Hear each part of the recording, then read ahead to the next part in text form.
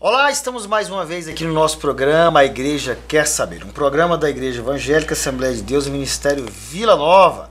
Estamos alegres em poder estar com vocês novamente neste programa e eu tenho certeza que Deus falará em seu coração. Então, fique ligadinho porque o nosso programa já está no ar.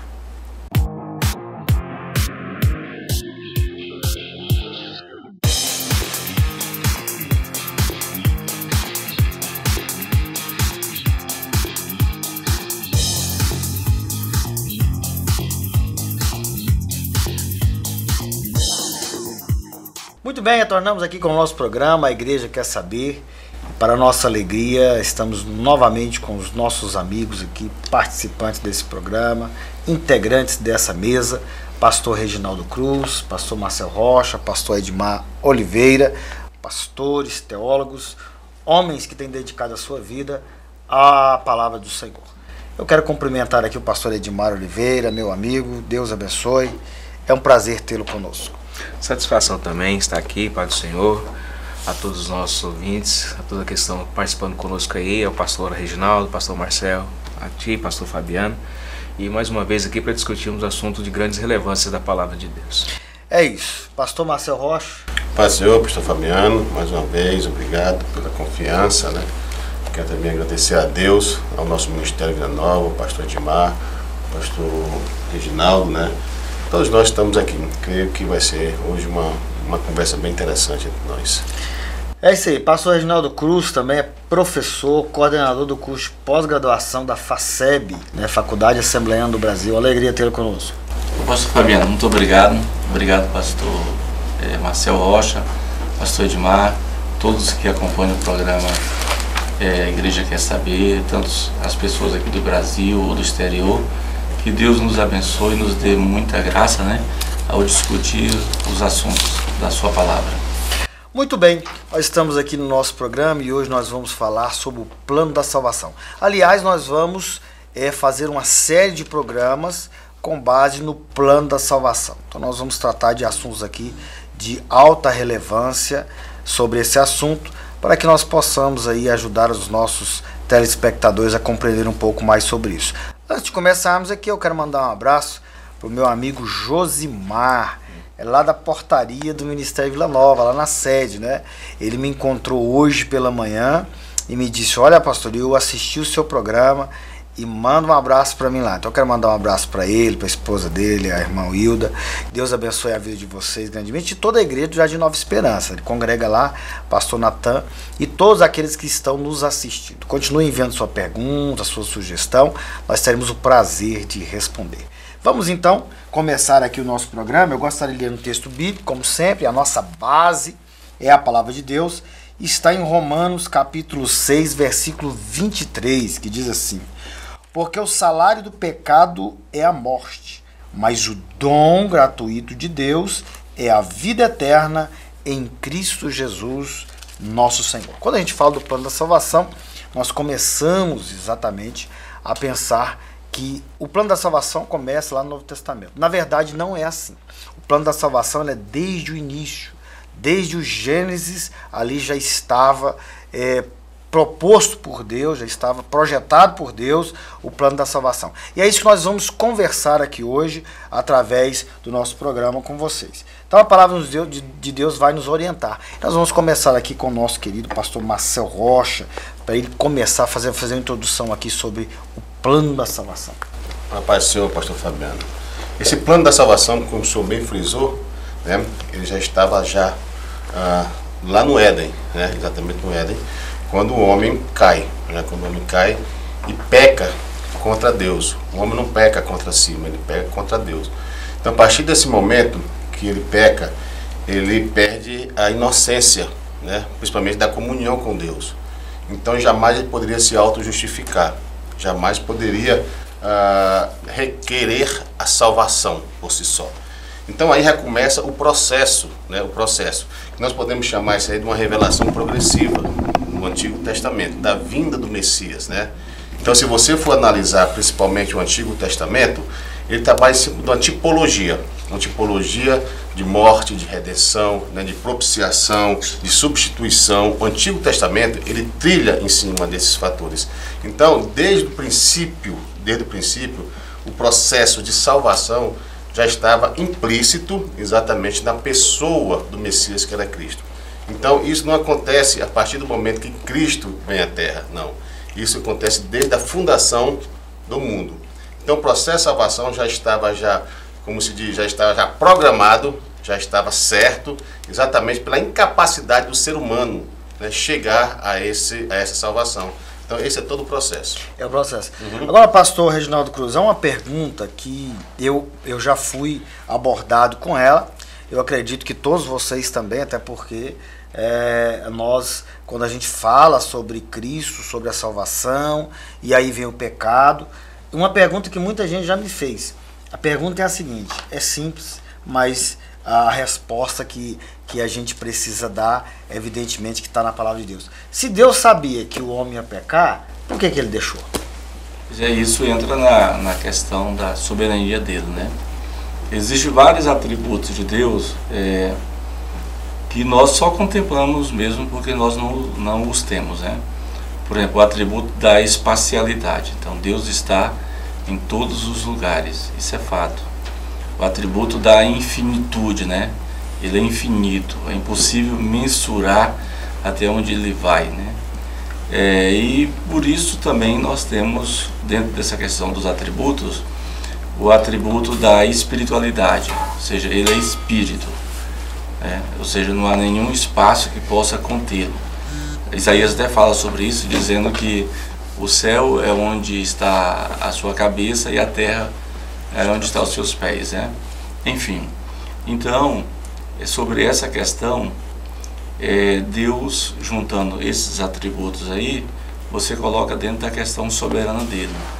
Então, há duas respostas. A primeira resposta diz que ele é presciente, que ele vê tudo antes que isso aconteça, né? Então, geralmente, no conceito de presciência, a ideia é que Deus, por exemplo, sabia os que seriam salvos, os que não seriam salvos.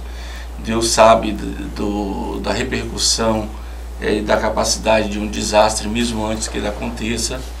E Deus sabia que o próprio homem que foi criado, ele desobedeceria. Então nada foge ao conhecimento prévio de Deus, isso dentro do conceito da presciência. Mas existe o outro conceito, que é o conceito da onisciência.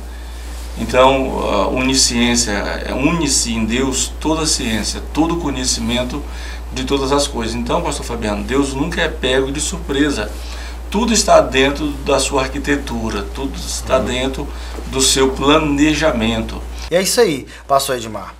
Paulo afirma lá em Romanos 8:23, ele vai dizer, ó, todos pecaram e destituídos estão da glória de Deus.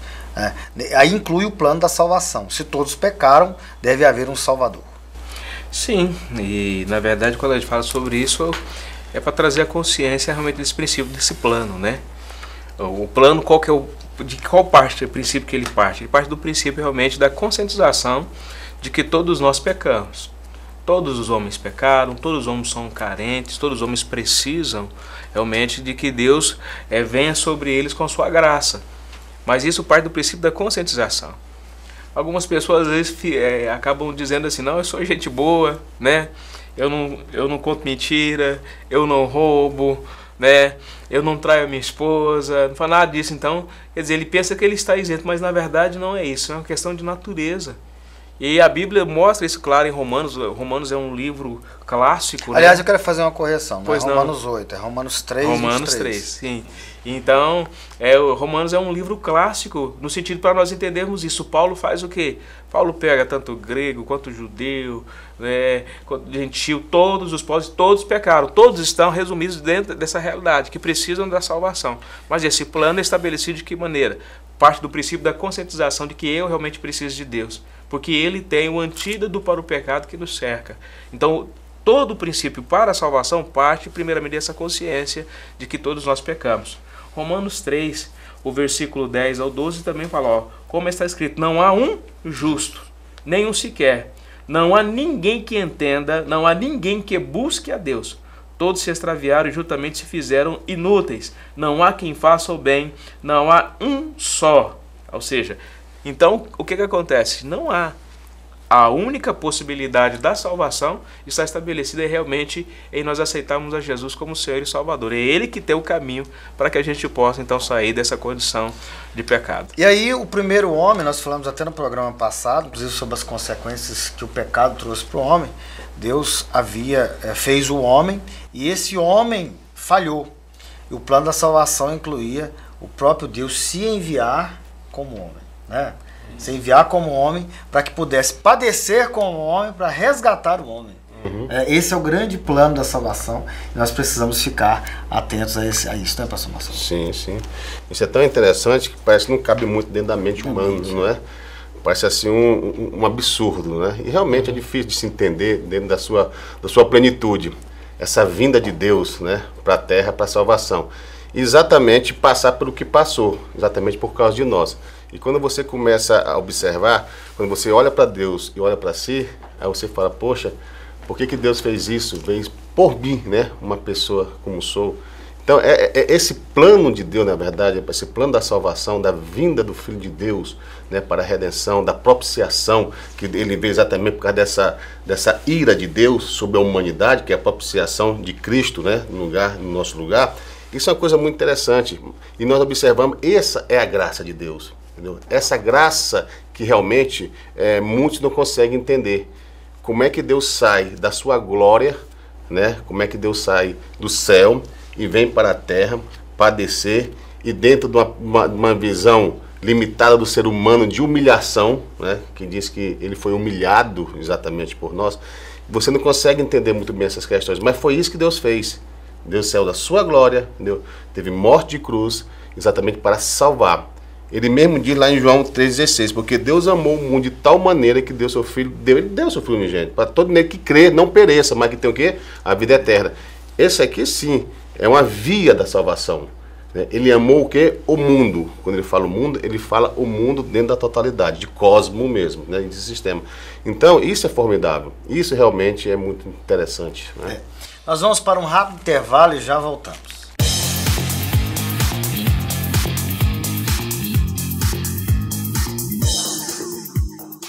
CEPEGO, venha para o Seminário Pentecostal de Goiás. Cursos: Teologia Ministerial Presencial, Básico em Teologia Presencial por Extensão, Básico em Teologia por Correspondência, Gestão Pastoral, Missiologia, Capelania. Estamos esperando por você.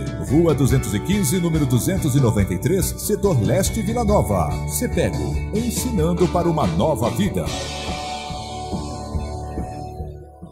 Se inscreva no canal Casamento no Altar e você vai receber um vídeo diariamente com dicas de relacionamento para casais, vídeos de 2 minutos com conteúdo do seu dia a dia que vão fazer toda a diferença no seu casamento. Não perca tempo, se inscreva no YouTube ou pelo número 998221590. Casamento no Altar, fazendo a diferença no seu dia a dia para você e sua família.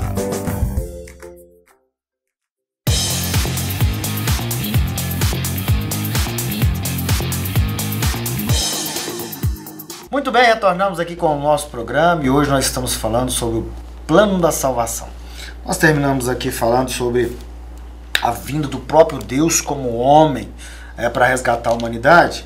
E aí, pastor Reginaldo, pastor Edmar, nós vemos o texto do Evangelho de João, primeiro versículo ali, ele traz esse contexto bem claro, né? Que no princípio a palavra, o verbo, e o verbo era Deus, ele estava com Deus, ele se fez carne e habitou entre nós. Então, Deus de certa maneira, não, de forma bem imperativa mesmo, veio demonstrar que o homem, o primeiro Adão fracassou, o segundo Adão, Jesus, como homem, veio mostrar que ele poderia ter sofrido aquelas tentações e não ter cedido ao pecado. Né?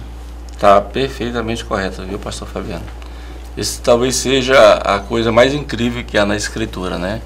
Deus, como diz o pastor Marcelo, parece que não cabe na nossa mente. Parece que não cabe na nossa mente, né? Deus se fazer homem.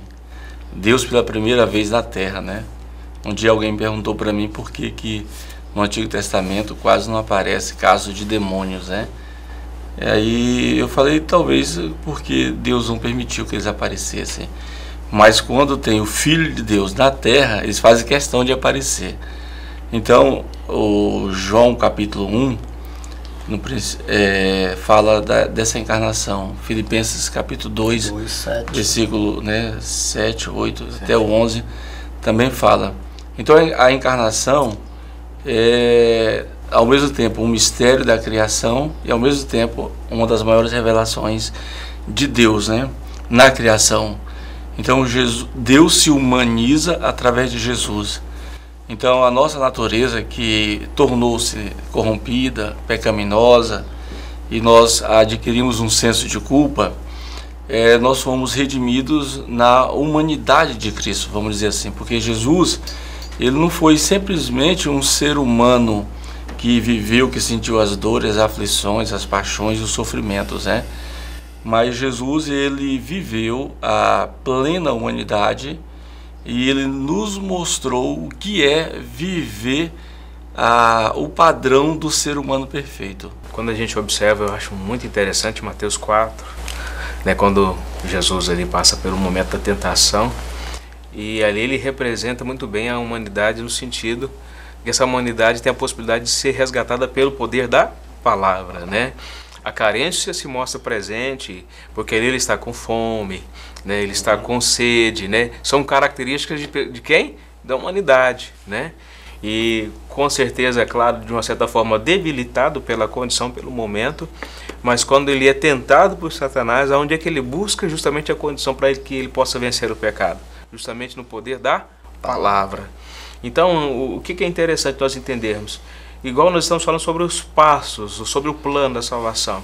Ter a consciência de que realmente todos nós somos pecadores, nós pecamos.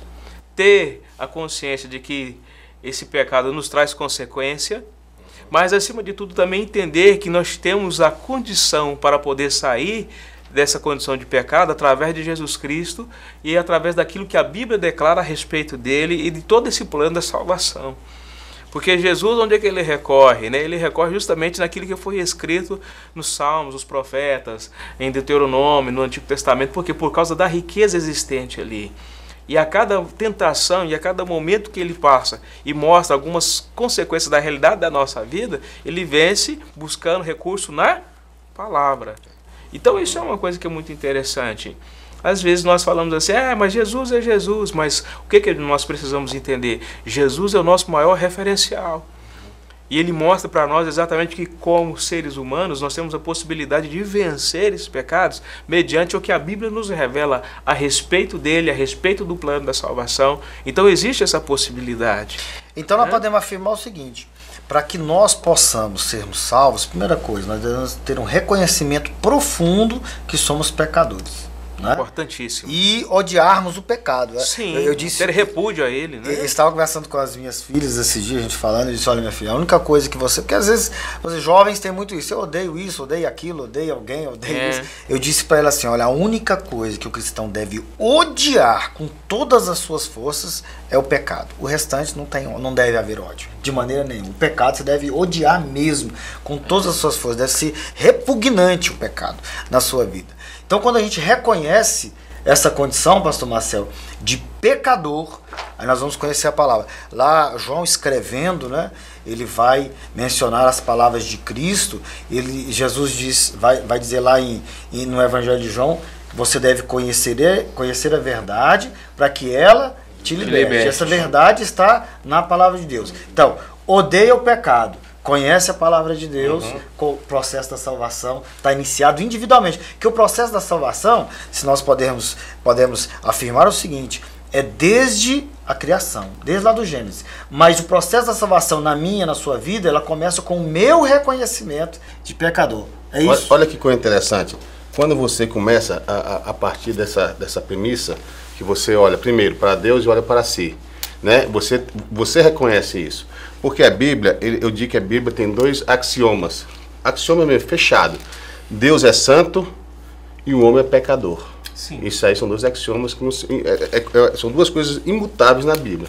E que o homem precisa de Deus para a salvação. E que Deus trouxe a salvação através de Cristo Jesus. Então nós entendemos o seguinte, a partir desse momento, como o senhor acabou de frisar, que você conhece a si e conhece a Deus, você já começa a perceber essa necessidade, entendeu? De se chegar a Deus. É como diz, aonde abundou o quê? O pecado, superabundou a graça. Olha que coisa interessante.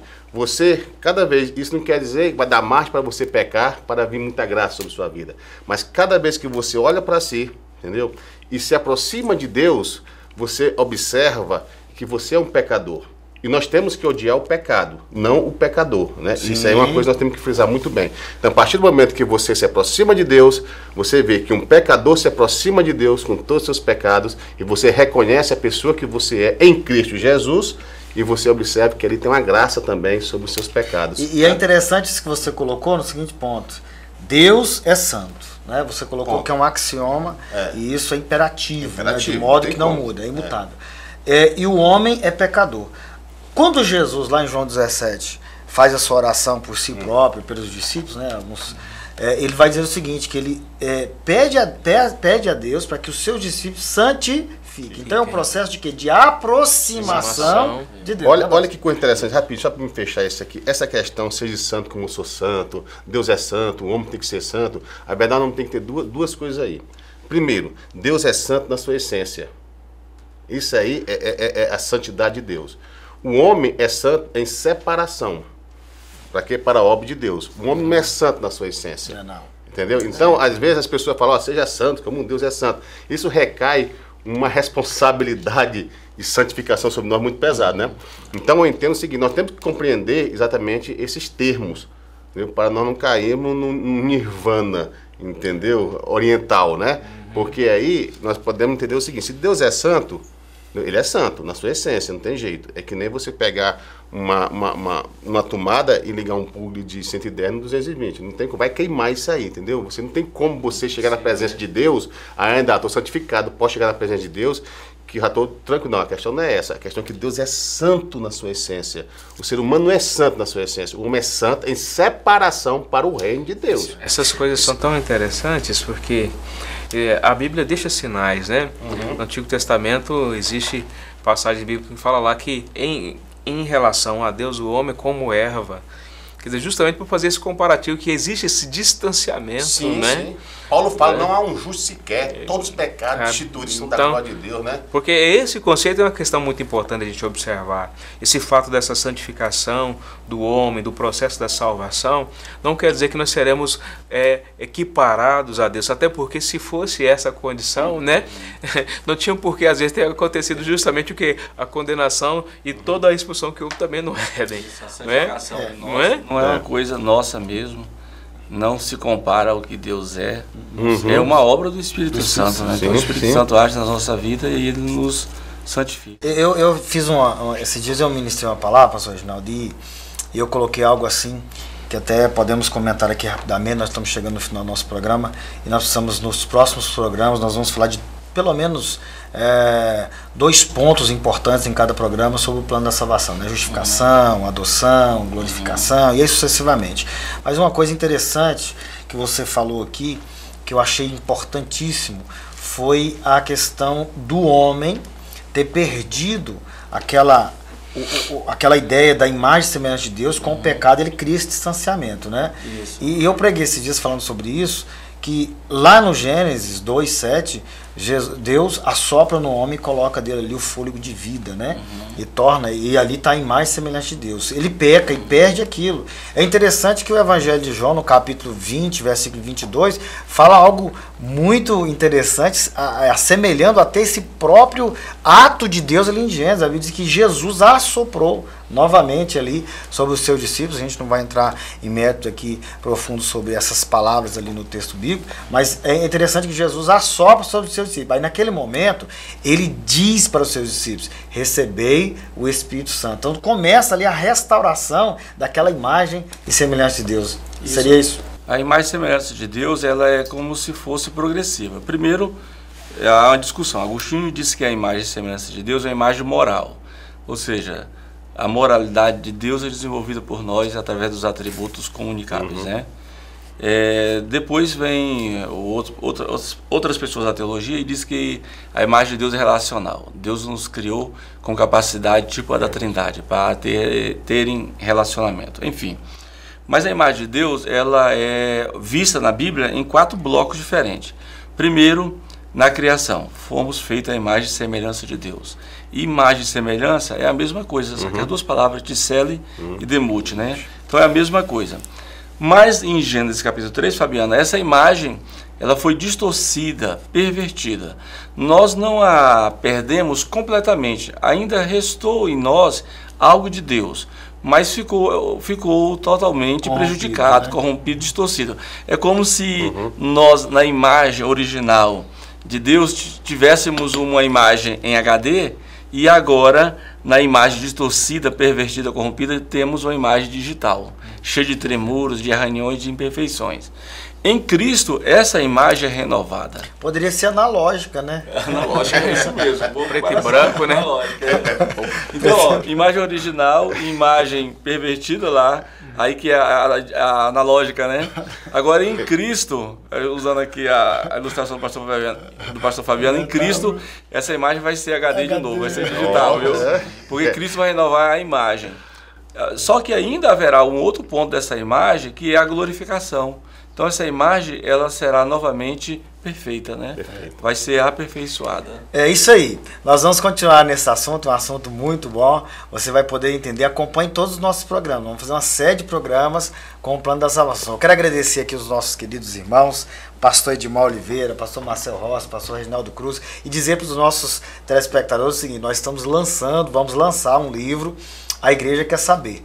Uma parceria com o pastor Reginaldo Cruz, que também tem uma editora. Nós temos a Edições Vila Nova e a editora Cruz. Na verdade, a editora Cruz e a Viva Publicações. Viva Publicações. Então vamos fazer uma parceria, vamos lançar um livro com os assuntos que nós tratamos aqui. Eu tenho certeza que vai edificar a sua vida. O programa é assim, né? Dinâmico e traz conhecimento para a sua vida. Então, Deus abençoe, pastor Reginaldo, pastor Marcel, pastor Edmar Oliveira. Façam suas considerações e vamos encerrar o nosso programa. Quero mandar um abraço ao pastor Josué Gouveia, nosso pastor presidente. Mandar um abraço ao diretor-geral da faculdade, FACEB, o pastor Lucas Costa, a todo o conselho superior da faculdade, aqui representado pelo pastor Fabiano, que faz parte do Conselho Superior, e agradecer à faculdade, a FACEB, que é a Faculdade de Assembleia do Brasil, pela confiança ali em estarmos contribuindo, né, para avanço e crescimento da pós-graduação.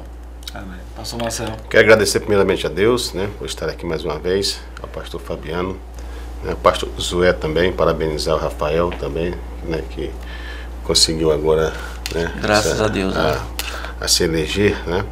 E a todos que estão nos assistindo, também a vocês que estão lá no Japão, que sempre estão nos assistindo, sempre eu tenho o feedback deles, né? Falando que tá benção, tá muito bom, manda mais, e a todos nós. Também quero fazer minhas palavras de agradecimento ao nosso pastor presidente, pastor Josué, também parabenizar o Rafael e mandar um abraço aos nossos irmãos que fazem parte do nosso Conselho de Educação do Ministério Vila Nova. Muito bom sempre estar com vocês aí compartilhando a palavra, assim como é bom estar aqui também com esses companheiros aqui, pastor Reginaldo, pastor Marcel, pastor Fabiano, compartilhando também da riqueza da palavra do Senhor. Deus abençoe a todos. Amém. Deus abençoe vocês. Não deixe de mandar seu recadinho, tá aí o nosso WhatsApp na telinha, os nossos irmãos que nos assistem aí de longe. E lembrar o seguinte, nós também do Conselho de Educação estamos escrevendo material sobre o Plano da Salvação. Então, Deus abençoe e até o nosso próximo programa, A Igreja Quer Saber.